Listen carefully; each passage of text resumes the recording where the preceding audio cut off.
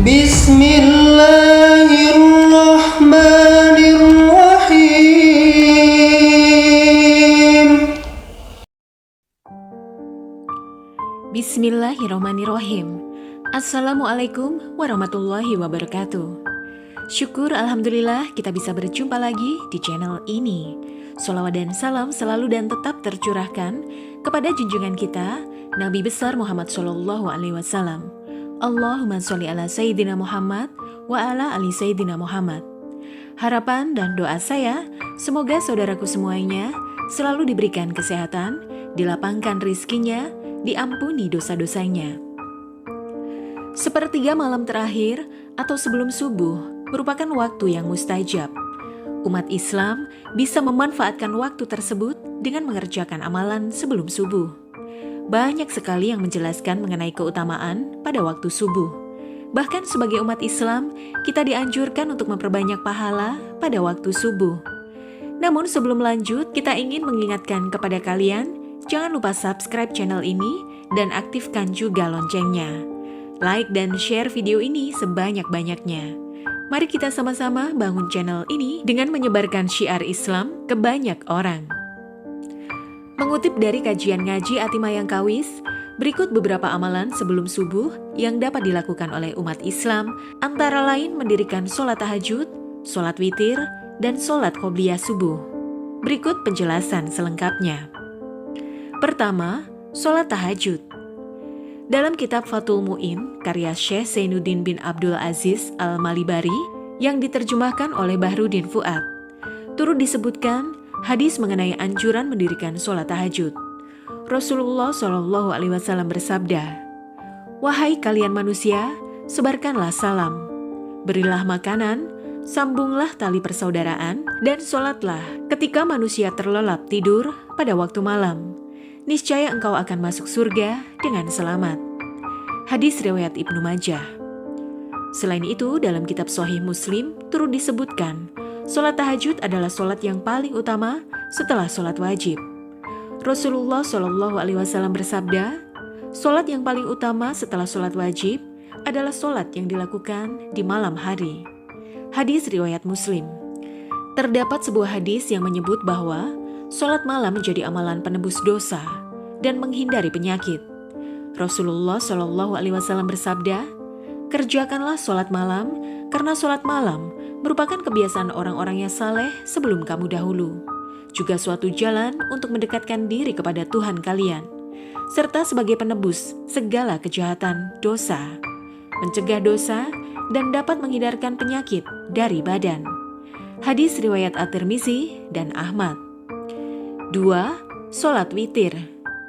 Amalan yang selanjutnya ialah melaksanakan sholat witir, di mana sholat ini merupakan sholat sunnah yang memiliki rokaat ganjil. Sholat ini dilakukan setelah melakukan sholat pada waktu malam yang lain, misalnya tahajud dan tarawih.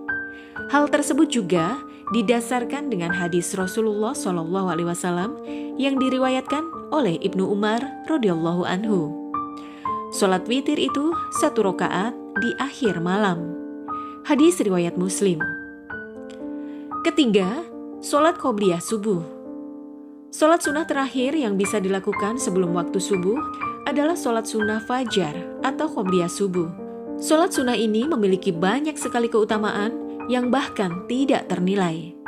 Keutamaan sholat qobliyah subuh ini disebutkan dalam hadis yang dikeluarkan oleh Imam Muslim dalam kitab Sholat Al-Musafirin.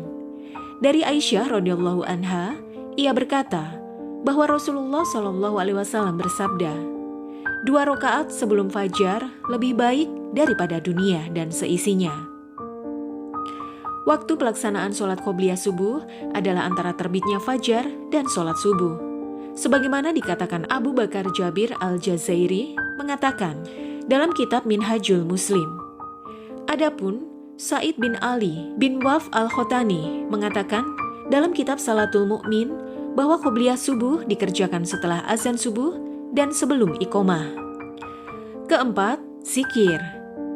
Selain melaksanakan sholat sunnah tersebut, amalan sebelum subuh lainnya yang dapat umat Islam lakukan ialah dengan zikir.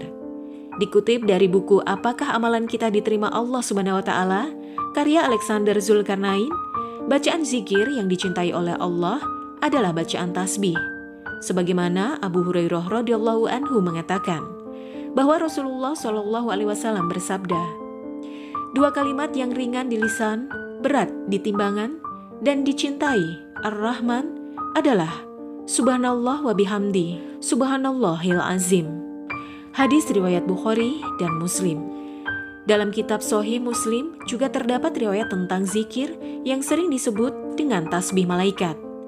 Dari Abu Dzar, ia berkata bahwa Rasulullah Shallallahu alaihi wasallam ditanya tentang zikir apa yang paling utama, beliau menjawab, "Zikir yang dipilihkan Allah untuk para malaikat dan para hambanya.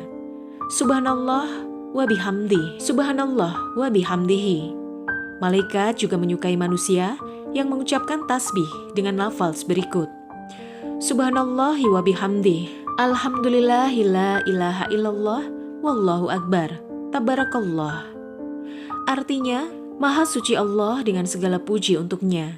Segala puji adalah milik Allah. Tiada Tuhan selain Allah. Allah Maha Agung dan Maha Pemberi berkah. Sementara itu Imam An-Nawawi dalam kitab Al-Azkar menyebutkan bahwasanya zikir yang dianjurkan dan diamalkan jelang subuh ialah zikir istighfar. Siapa yang membaca di waktu pagi lebih utama sebelum subuh dan sore. Subhanallah wa bihamdihi. Hadis riwayat Muslim. Kelima, berdoa. Ada sebuah hadis yang menyebut bahwa pada sepertiga malam terakhir Allah Subhanahu wa taala turun ke langit dunia dan mengabulkan permintaan hambanya. Rasulullah Shallallahu alaihi wasallam bersabda, "Rob kita turun ke langit dunia pada sepertiga malam yang akhir pada setiap malamnya." Kemudian berfirman, "Orang yang berdoa kepadaku akan kukabulkan. Orang yang meminta sesuatu kepadaku akan kuberikan. Orang yang meminta ampunan dariku akan kuampuni." Hadis riwayat Bukhari dan Muslim. 6. Membaca Al-Quran. Amalan setelah subuh lain yang bisa dikerjakan adalah membaca Al-Quran. Allah Subhanahu wa Ta'ala telah memerintahkan hambanya untuk membaca Al-Quran melalui firman-Nya dalam surah Al-Muzammil ayat 1-4. Artinya, wahai orang yang berkelumun, Nabi Muhammad, bangunlah untuk sholat pada malam hari, kecuali sebagian kecil, yaitu seperduanya. Kurang sedikit dari itu atau lebih dari seperdua itu. Bacalah Al-Quran itu dengan perlahan-lahan. Sahabat beriman yang dirahmati Allah, itulah tadi penjelasan mengenai 6 amalan yang dianjurkan untuk kita lakukan ketika sebelum subuh. Semoga dengan penjelasan tadi bisa meningkatkan kita untuk semakin giat beribadah. Sekian video yang dapat kami sampaikan, semoga bermanfaat. Assalamualaikum warahmatullahi wabarakatuh.